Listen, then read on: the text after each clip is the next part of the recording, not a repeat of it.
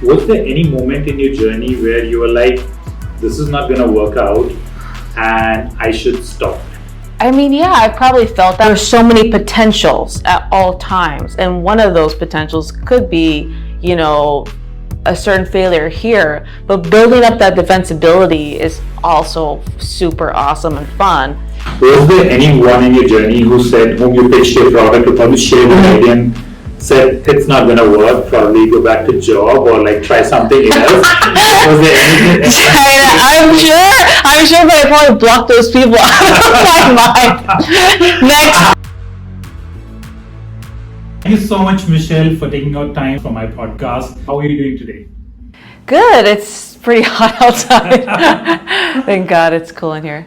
Awesome. So, Michelle, in this podcast, my objective is to learn about your journey, right? NasalAid, I'm a big fan of your product, solves a real problem.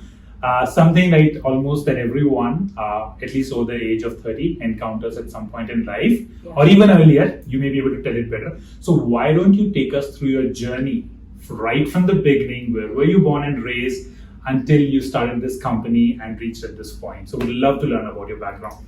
Great. So I'm from the Bay Area. I'm from San Jose. Okay. And I grew up in an entrepreneurial family. Like right as I was being born, my parents had a startup together.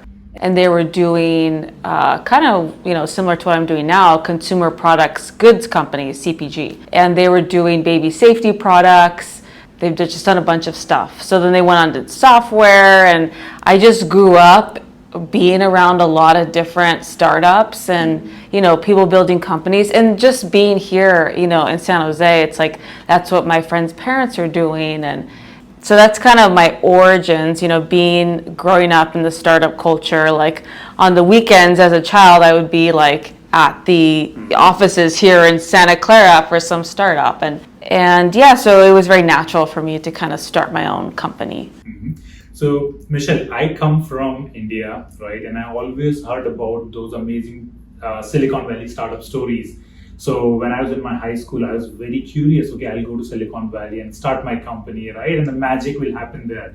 How is it like growing up in Silicon Valley, looking at that change, right? Yeah. And probably there were very few internet companies, and all these Google, Facebook giant came up in the market. So how was your childhood, right? How it impacted your entrepreneurial mindset? Yeah, it's been really interesting because I grew up with my dad being a computer engineer, in the 80s, 90s. Mm-hmm. Both of my parents were actually born here in the Bay Area.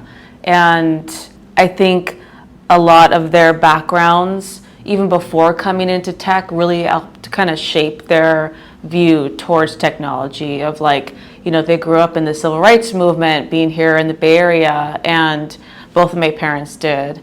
And that really did help inform, their approach towards inclusivity and thinking about the customer first, which is like the human and the person first, as opposed to a large corporation. And but it really did shape, actually, like hearing kind of my parents' views on startup culture of how I started my company, because the whole, it informed everything from how I decided to whether I was going to take on funding, to what my long-term plan was, how much time I was allocating to this company. And I grew up where people were building out large companies, in the 90s. Like they weren't just building a company to get acquired. Mm-hmm. And so the views are much longer term, and it's not just like, I'm doing a 3-year company and then do an acquisition or something like that. And I feel like once I got into my 20s, that's what a lot of my peers or people that I knew of were doing. They just wanted to build an app and sell it to some company. And I've always had this other vision where it was just very long term and very much more systematic of how I was approaching things. And Michelle, was Silicon Valley always like this? Today we can see like hundreds of VCs out here, thousands of startups. Was it always like this, like 20 years back? Was raising funds so common, startup events every other day on every stage? No, it was. I mean, not as much as probably as it is to this extent, but I grew up going to pitch contests. Like that was something my family would all get together and like get up there and go pitch a random concept, or just listening to other people's ideas. And that's very much part of my family culture, and I would say that's been around for a while now.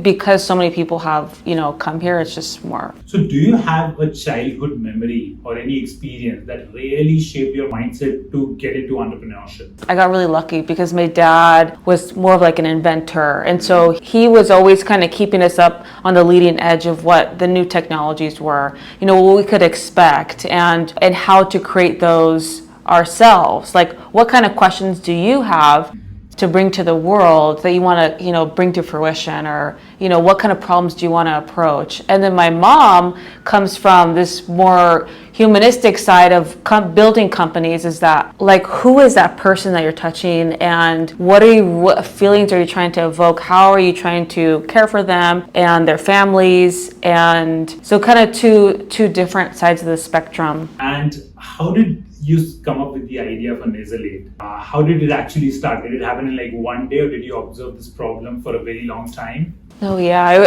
I observed it for a long time, like what you said. I witnessed my dad, who had really bad sleep apnea, and that was my introduction to the problem. Okay. And most people will identify really what ends up being sleep apnea as really severe snoring. So you always hear someone, they're snoring, it shakes the whole house, or I can't go traveling with that person. That's a red flag. That's, we all kind of think it's normal. What I observed is, when this issue is not taken care of, and if you start to closely watch someone's life that has this issue, say they're snoring like this every night, you'll start to notice, the more you become very inquisitive about this specific person, you'll notice trends. You'll notice over time they become more cranky. They become angrier over time. They become more isolated socially. And this is just, the hypertension. There are all these comorbidities as well. Falling asleep at the wheel. So I witnessed my dad kind of just go through all of these problems. And I watched his journey of going through the traditional healthcare system and not liking it. So from our family culture and thinking, okay, well, there's a system, you don't like it, that's great. That's great, because that's a great place to innovate. Let's change the whole system. So why don't you tell us more about NasalAid? How does it actually work? Yeah. How did you invent it? Yeah. And how do you take care of manufacturing? Because building software products, I think I see them as very, very easy task compared to building an hardware, right? Yeah. So originally, the very first kind of prototype, like raw prototype, started with my dad. He basically just got a paper clip and was like, I need to fasten my nose open, because what the traditional therapy aims to do is to keep your nose open.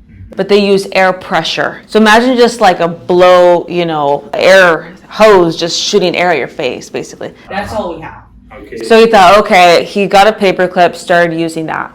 So then I started, we all kind of joined in. My brother is an industrial designer, and I started, we all started coming together and thinking, how can we make this device comfortable and make it feel really good and look good? And so it just slowly started to evolve the more people we kind of got involved, like the early manufacturers chimed in and said this would work better for the machine, or this would look better inside the nose, or things like that. And then I started having like this vision of what it really looked like. It almost just like a dream sort of thing.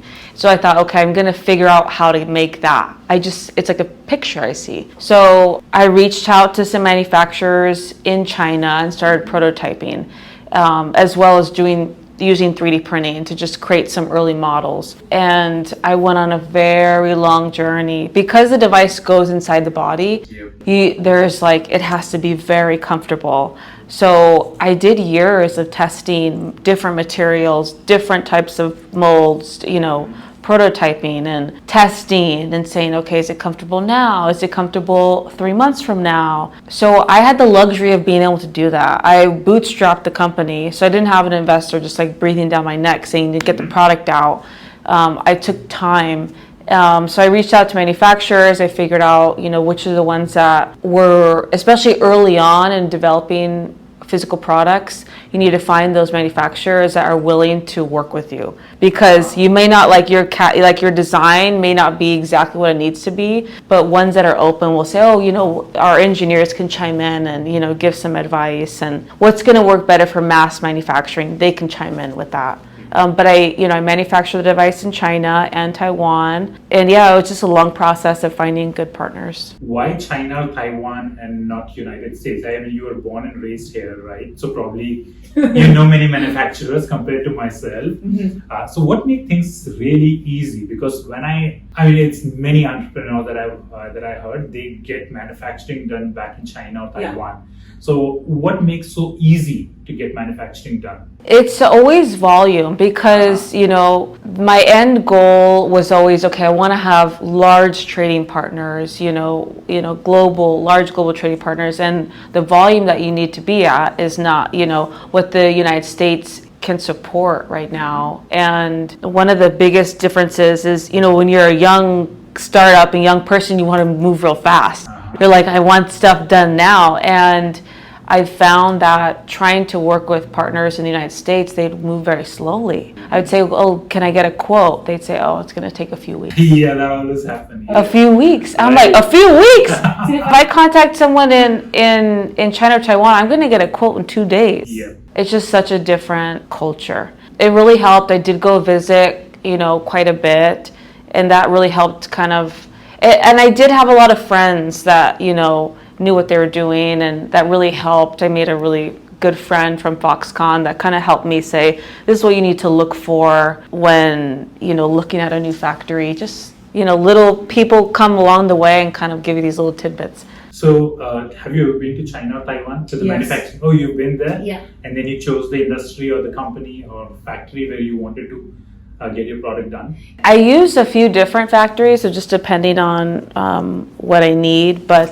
it's not been an easy journey, especially transitioning from being early stage to having to, supporting much larger customers. It's rare, in my opinion, that you can meet a large factory in China that's going to be able to support, small prototyping and keep costs low. A lot of the smaller, like mom and pop factories, they're willing to be scrappy, build you those prototypes, get you low MLQs, but it's hard to stay with them because they may not be able to produce 1 million units, things like that. So it was a process of, finding the small partners and then transitioning to larger. Yeah. So you mentioned about that you bootstrapped it, and that gave you a lot of freedom, right? Yes. To try out things.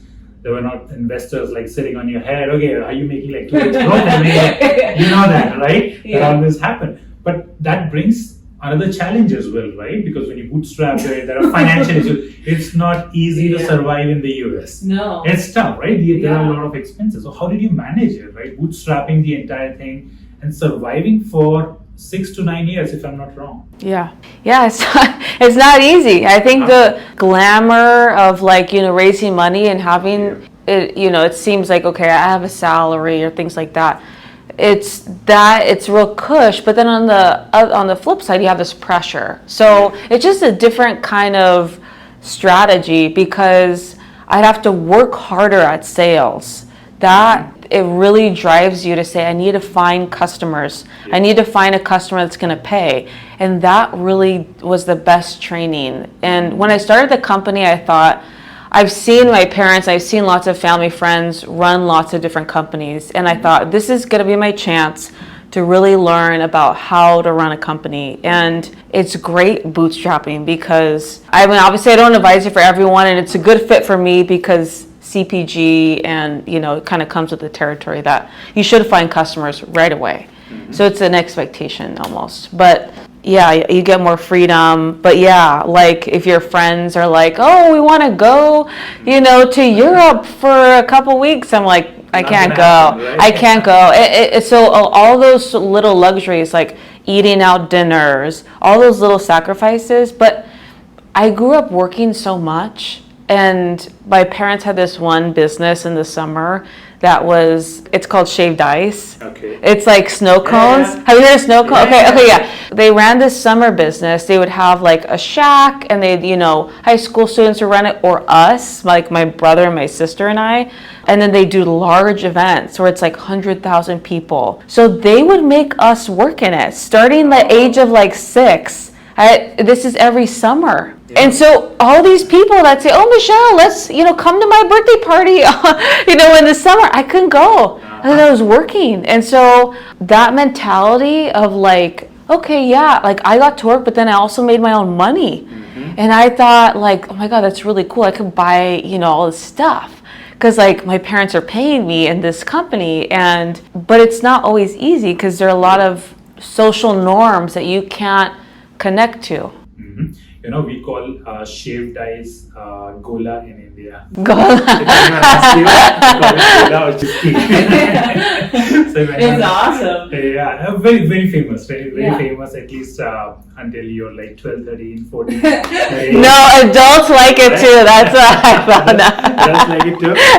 Okay, awesome. More about like bootstrapping. How did you make your very first sale? And how was that experience? I mean, how did you convince your very first customer to actually pay you for your product? Quite some time just giving out prototypes. That was my strategy. When I first started, I thought I really need to make sure that I have experts on board with what I'm doing, because it's kind of a medical device. Yep. We're class 1 exempt, but still, it's going inside the body. I want to make sure that doctors are on board. So I gave out a lot of freebies, which is very common in my industry. They expect free stuff. So it was a lot of that. Getting my first customer, I can't even remember. Because I'm a CPG and because of my FDA classification, a lot of it was just, ones and twos just coming online. And then starting to slowly get doctors to buy in bulk or hospitals to buy in bulk. But I honestly can't remember the first paying customer, but I can remember one customer. She was just a patient trying out the device. And she called, I was in school and I had started to say, okay, I'm going to start working on this when I'm not in school. And I would say, okay, here's my phone number, call me and tell me everything about the product, how it's working, are you using it every night, how's it going? This woman calls me and I'm like about to start my new quarter at school. She calls me and she wants to talk for like 2 hours. 2 hours? Yeah. Okay. All about the product. And I'm like, oh my God, she's telling me this thing is changing my life. She said, before I got this, I couldn't breathe. So it was like, once I heard her story and then once I heard everything she was telling me, I'm like, this is it. Like, I'm leaving school. I'm going to take a chance on this because it was only one woman. I mean, many doctors had already said this is a good product. It wasn't just this one lady, but her personal patient customer story, that just hit me so hard. That really just kept me going. So was there a moment of inspiration for you to take that leap of faith full-time into entrepreneurship? Yeah, it was her. It was that woman. And the fact that I could impact just one person's life like that. I was in school and I wanted to study, medicine, but I wasn't really sure what I was going to do with that kind of degree. And I thought, okay, I'm doing it now. I'm doing it already. And because I come from, working in many different companies and startups with my family, I thought this is an opportunity that's showing it to myself. I need to take it. And the timing just felt right. And yeah, it was that woman. And then I had the support of my family. I told them this is something I want to do. Everyone was an entrepreneur. Yeah, they said, go ahead. The only one that was concerned was my dad. He says, like, are you sure? How does he feel now? He feels better now, but for a while, because although my parents have done, software and different CPG companies, I was doing this kind of on my own, so they weren't really sure what I had been absorbing everything they had been teaching me, but they were very supportive. I think when you're taking a chance like that on yourself, having people, whether it's early customers or co-founders, people that are going to say yes, I'm going to support what you're doing is so important.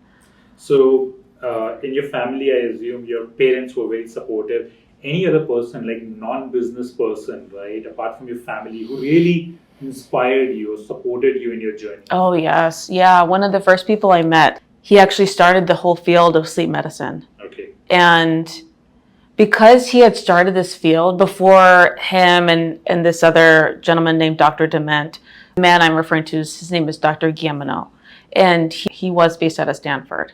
And before these two guys, no one had really, pursued this. To watch someone and observe them as they're sleeping because it was considered very creepy. And so then they kind of, took a leap and started observing people, getting like electrodes onto your head, trying to figure out how we can measure, brain waves, things like that. And just being able to communicate with him and get feedback, that just like set me on a whole different path, because I thought, okay, here's the person who started the field. And I have these views, and it's very new, it started maybe like 70s.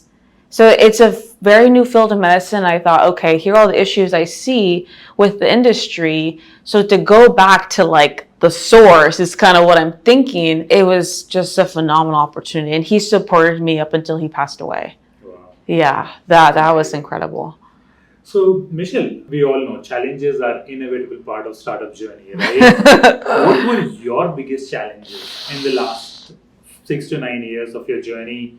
And what did you learn from them? I have a tendency, and I've been told this too by other people, that I expect things to go so quickly. And that's just me just being very eager and, and wanting to get things done and move the needle, and it kind of goes back to my being raised in doing family businesses. And because if there's something within whichever company we're doing that I'm like, oh, I want this change, then I'd go ahead and take a step and I'd make the change, because it's working on a very small scale. But the larger scale you make, the changes don't happen as immediately. So that's probably been the biggest challenge. Is a lot of the time I want things done quickly, much more quickly than other people are on board with, and what's natural, because a big part of being successful is timing the market, and it may not always be the right time. So that's been my biggest struggle, is being okay with things going a little bit more slowly than I would want.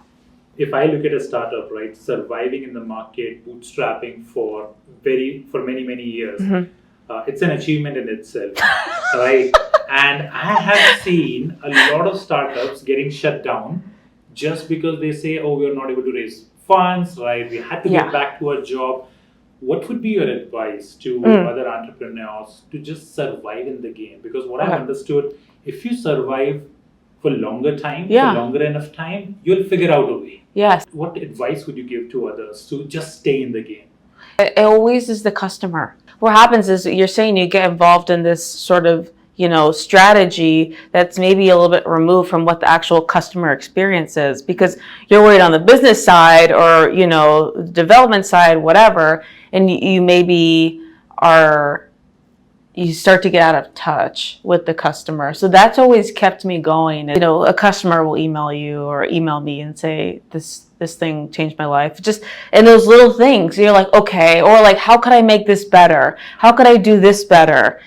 Talking to them directly, that's the way you get out of any sort of struggle. It's always that customer experience. Was there any moment in your journey where you were like, this is not going to work out and I should stop it? I should stop. Or probably you felt I'm probably too stubborn. And that's probably another thing is, just surviving long enough, just being stubborn and just believing in yourself. But did I ever feel like, oh, this is not going to work out? I mean, yeah, I probably felt that, but that kind of fuels you, right? Like it should be fuel to say like, there are so many potentials at all times. And one of those potentials could be a certain failure here, but building up that defensibility is also super awesome and fun, because you're like, oh, well, like I could fail here in this one avenue, but like I got these 3 other channels going, and if it's just one thing, you're like, you only have one lane, and then that fails, like, okay, that's fine, but you should have other lanes going too, to kind of balance it out. Was there anyone in your journey whom you pitched your product or probably shared your idea and said it's not gonna work, probably go back to job or like try something else? Was there anything? I'm sure, but I probably blocked those people out of my mind. Next. How did you deal with those scenarios? Do you tell them like, hey, shut your mouth, or probably No. explain this? Well, early on, like, it's a lot. I mean, it's always going to be a lot of no's. I mean, even till things that were happening just, an hour ago, there's a lot of people who are going to constantly tell you no. That's, that's the muscle. I think that, like, talking with the customer, but also being okay with, like, okay, they said no, but that doesn't have to be my reality. Like, I can find another angle or find someone that's going to say yes. Like, it's not like, I think just finding like yeses. Just waiting for those yes ones and ignoring the no. Yeah. I think early on I would be like, a little bit more like taken aback from like a big no on something. But the more you build up that thick skin and the ability to kind of see like, oh, what's the value in this actually of someone, and then what's their background, why would they say no, and then kind of working that into my strategy to get the yes. Because if someone says no, that's totally plausible that the next person could also think something similar, and kind of how do I approach that? Any personal habit or ritual that helped you develop this tenacity that you're mentioning? The kind of month that I said, okay, I'm stopping school and I'm going to go into what I'm doing, it was a very kind of emotional time where I was like, I used to meditate for like many hours, like 5 hours at a time. 5 hours? Yeah. How can you do that? And 5 minutes seems so long. And I used to think, oh my God, it's so pleasurable. And so I kind of go back into that time where I had this big vision. I could almost see, like just have this kind of vision for what I was doing. It wasn't just like, oh, I'm building a company and learning, product development, learning manufacturing. It was like, no, I'm helping someone to sleep peacefully through the night. And then just that alone, or like this person couldn't breathe and now they can breathe. Like I remember this one woman, she had skin cancer on her face. And so they had to take a big chunk out of her skin. And because of that, and it was on her nose. So because of that, she wasn't able to breathe through her nose for about 8 months. Imagine only being able to mouth breathe for 8 months. It's almost torture. Yep. And she put the device in and she immediately just started crying. Because you take for granted the fact that like during the day you could just breathe, and so much of your well-being and sense of calmness and happiness actually comes from like, can I even just breathe? So I always come back to that. That builds my tenacity. It's like that feeling of being able to help someone do that. That's incredible to me. I think there can be no better feeling, right? Seriously. Than someone actually telling you that, okay, you have impacted my life positively. Oh yeah, that's amazing. That does go back to being in the Bay Area and kind of like, my upbringing too. My grandpa was a famous civil rights activist, and, that's kind of the era that my parents grew up in. And I've always just kind of thought like, you can affect change and you can really help, your community, and you have the power to do that. It's not very common in many parts of the world to celebrate failure in a startup, right? It's very different here. It's very, very different. And I can see the mindset of people, especially those who have grown up here. So I think everyone who's got a chance or the opportunity to live in this environment, right? Utilize those opportunities. I think it's a blessing. It is. I've always just feel very blessed to be here. And I, growing up, I thought that this was very normal. I started going to other cities. And I'm like, oh my God, they don't think like that. They don't think just anything's possible. And we can just start like, get with your friends and start talking about it. And yeah, it's a lot of like, not just shooting, say your friend comes up with an idea and it's like, not just immediately shooting it down, which is so easy to do. It's like, dude, shut up. It's never going to happen. Like that's super easy, but just trying to like build that muscle muscle. It's like that creative muscle of like, it's like what they do in improv. It's like, and then, and then what? And then what? And then you just keep building like, and without kind of putting those limits on it, especially early on. So, and weather here is amazing in San Francisco. It's better than Chicago and New York. I know. I think that does help, honestly. The fact that you don't have to worry about the snow.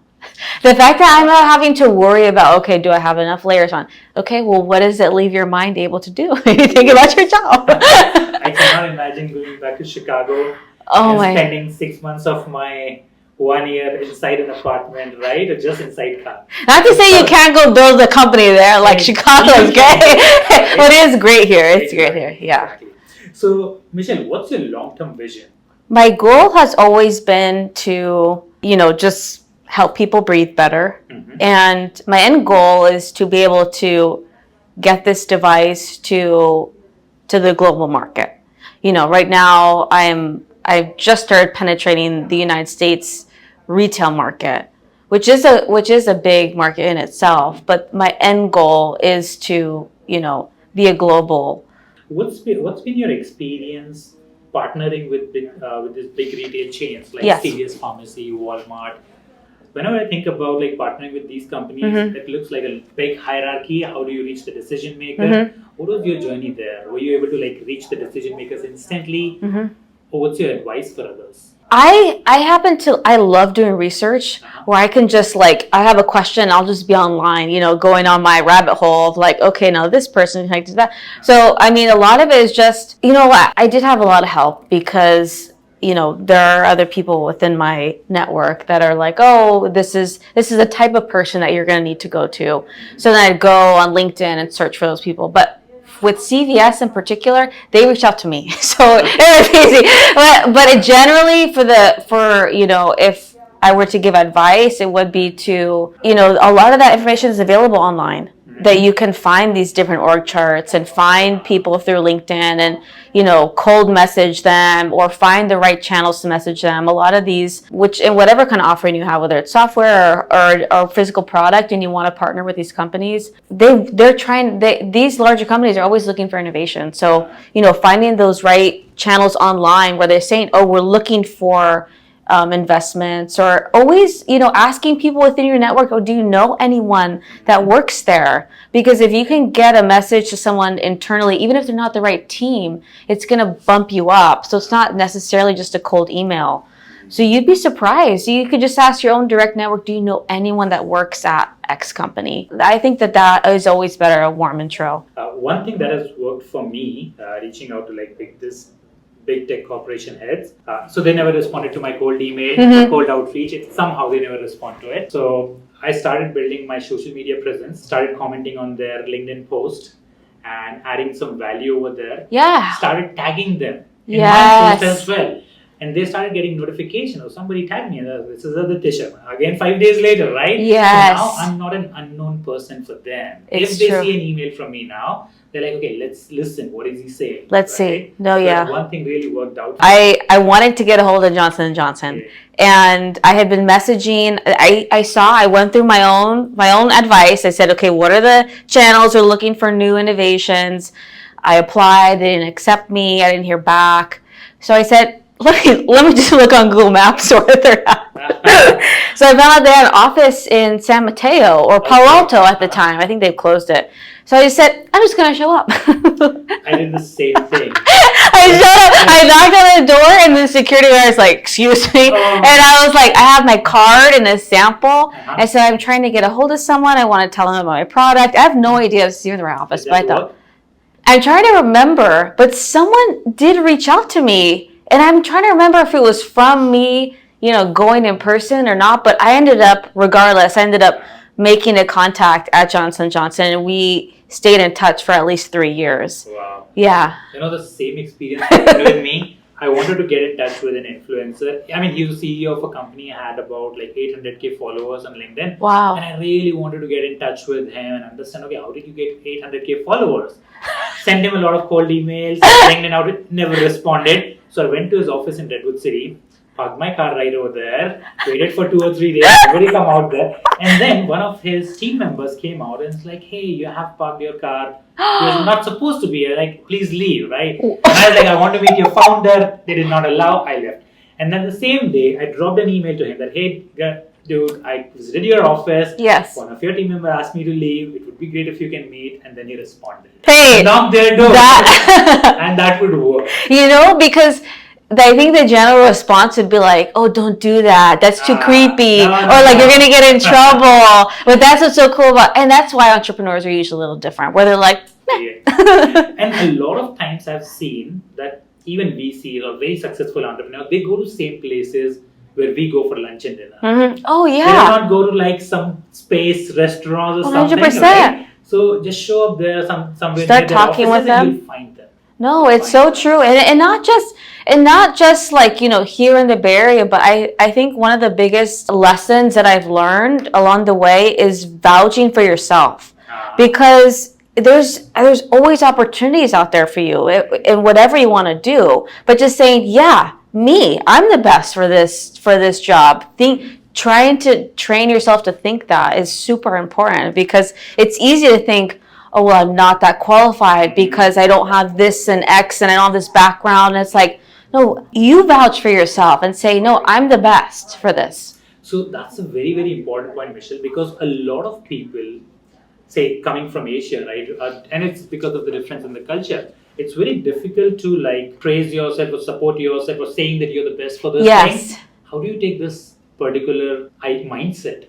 Well, right? It doesn't always feel good, because in practice, it's like, it doesn't feel comfortable. It is uncomfortable for a second. It's not like all ego, it is thinking like, well, I don't know. It is like a split second of that, but say no, yes. Because, that old saying, like, if not, it goes.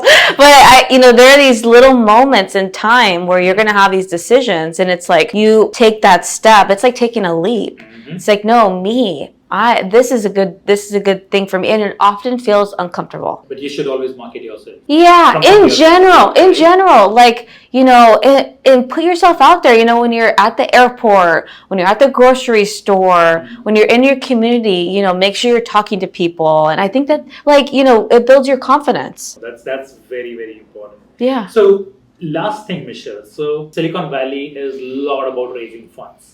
Did you never consider raising funds for NasalAid? You did? Yeah. What was your experience doing that? When I first started, I was kind of on the fence, like, okay, yeah, I could bootstrap this, but this is getting hard. And there would always be, and I think that's always kind of a sign too, is because it always come out of this moment where, like, man, this is rough. Things are rough right now. And I'd think, okay, let me just go to a VC. And I'd cold email people. This was like early on. I'd find people who are investing in CPG, because those types of people aren't necessarily out here in Silicon Valley, because it's a different type of, market. Here's a lot of software, yep. And more recently hardware. So it was a challenge. It was a lot of emailing, no response. And so it kind of was like, okay, maybe it's just not a good fit. But what happened is I'd get over those humps. I'm like, oh, I'm fine, I don't need that. And so I've done pitch, like, friends have just like thrown me in pitch contests, and people have approached me. But yeah, nothing that I thought, okay, this is a good fit. Or I thought, okay, well, I'm profitable, I'm making money, and I have other opportunities to make money. And I kind of, along the way of kind of getting all those, like, no responses from people, just like crickets, that kind of developed that strength a little bit to say, like, okay, I need X amount of money. I'm going to go out and just get a sale. Like, let me build up my customers. Let me talk to the customers that are current. Like, can I get them on a longer plan? Can I, sell them more? Yes. Yeah. I think that's what we all read about business in our schools, right? Revenue minus expenses to actually build profit, right? Rather than just raising funds and not thinking about profit and raising funds, right? Yeah. So if you actually know the sale, right, how you would sell your product, I think you're always secure, right? You would never run out of your business. No, and over time, I feel great because I always know like, and it's great because I'm definitely lucky because of how I'm classified with the FDA, where there are these different areas of the market that I can develop customers in. It's not just, one set of customers. I think for other medical devices, it's not maybe the case. But that's kind of why I even got into this, and because it was like, okay, there's a good FDA path. Yeah, trying to come back to like, okay, there's something that I want to do, and let me find the customers. Because what ends up happening is always net positive. Because say you're in that sticky position, you're thinking like, shit, I don't have enough money to do X, Y, Z or whatever, and now I'm gonna go out and I'm gonna really dig in and develop this, sales side. Then you have a customer. Yep. Then you have that person who's giving you recurring revenue. So it's like it's always a net positive, and I think it is a fine balance, though. What's your advice for all those aspiring entrepreneurs who are currently working in a job, but they think that if they leave their job, start something like start on an idea, they think it's a risk, right? Well, I see this as an opportunity. What would be your advice to give them some motivation to at least get started? I'm a very long-term thinker. So when I think of things, I think of them in 20 years, 50 years. I think trying to extend your view of time, because if you kind of zoom out of your life, it can change because say you're in a job, right? And you like it, but you want to do something else. And if you were to zoom out and say, okay, I'm going to give myself, even just 6 months.